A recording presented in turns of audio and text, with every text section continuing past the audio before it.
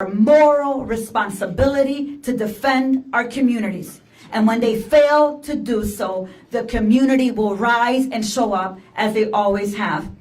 I am committed to ensuring that every committee hearing, every opportunity, and in every place, we uplift the work in Chicago, and we do the work once we're in the majority so that we never arrive here again. Just 2 seconds in Spanish.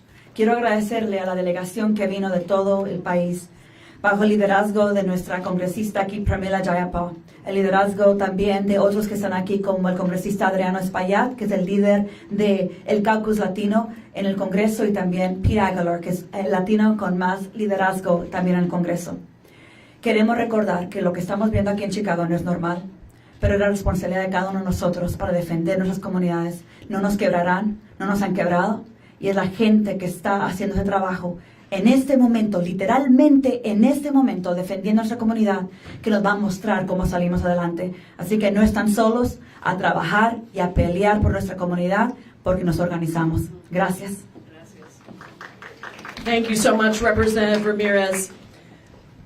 You know, in these moments, we look to the leadership of great leaders who stand up and protect their cities. And there is no greater example of that than Mayor Brandon Johnson right here in Chicago, who has been standing up over and over again to the abuses of the Trump administration, and who is showing the rest of our cities across the country what that looks like and giving inspiration to all of us. Thank you so much, Mayor Johnson.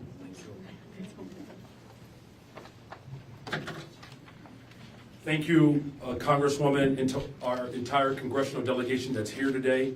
I want to thank the organizations that Congresswoman Ramirez alluded to, the Illinois Coalition of Immigrant Refugee Rights, the Executive Director Lawrence Benito, Genesis O, Pastor David Black, CFL President Bob Ryder, Palenque LSNA Executive Director Juliet de Jesus Alejandre, and then of course the ACLU of Illinois Legal Director Kevin Fee.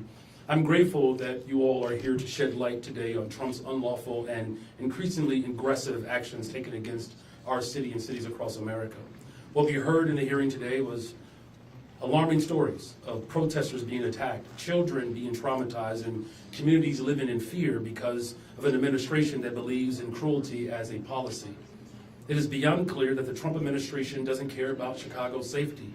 In fact, he doesn't care about the American people at all. The President of the United States is actively silencing voices and violating the First Amendment. He is brazenly committing acts of war against the people of Chicago, with boots on the ground, efforts with a clear war on working people.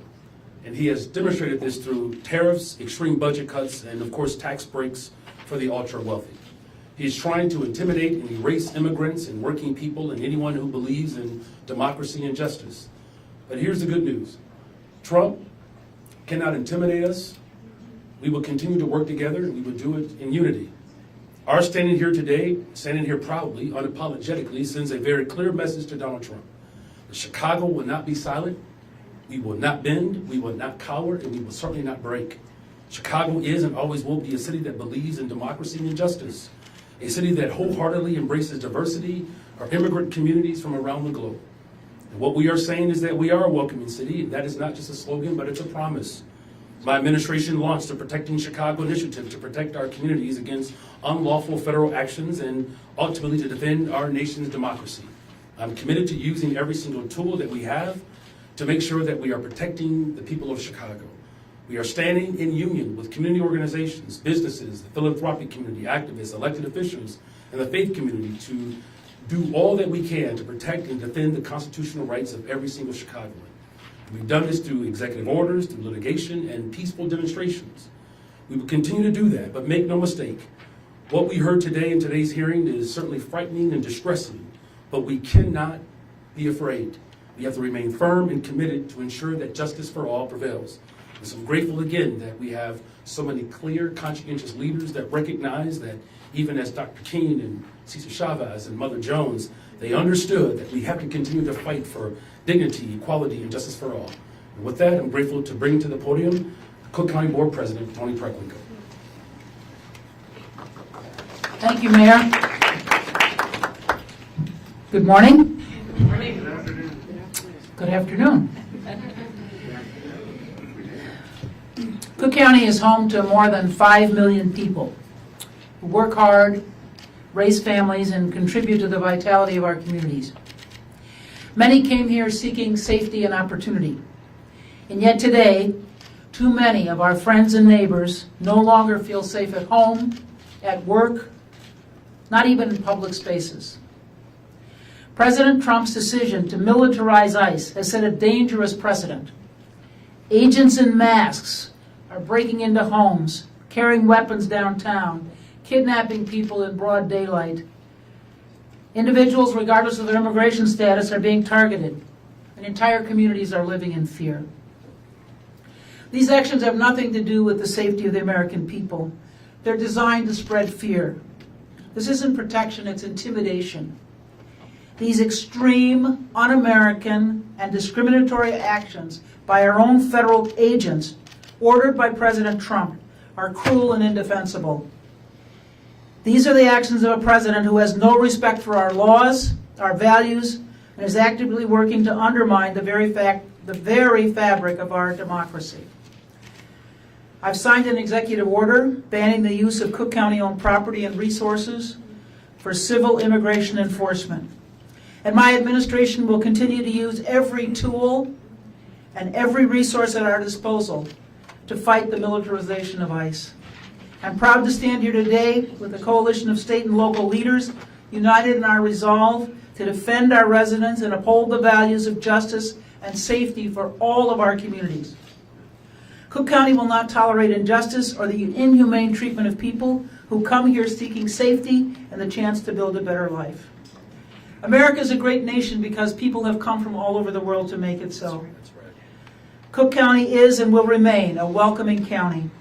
We will continue to work every day to stand up for every resident, to ensure that every resident feels safe, respected, and valued. Now it's my pleasure to bring to the podium Representative Danny Davis. Is he still with us? Yeah. There he is. Well, I am. Thank you very much, and let me first of all just thank Representative John Paul for bringing 19 members of the U.S. House of Representatives, all Democrats, to Chicago. And so I'm pleased to stand here with the mayor of my city, with the president of my Cook County board, and reaffirm that Chicago is a fight-back city, that under no circumstances will we stand and allow the illegal disrespect and disruption of our citizens. We recognize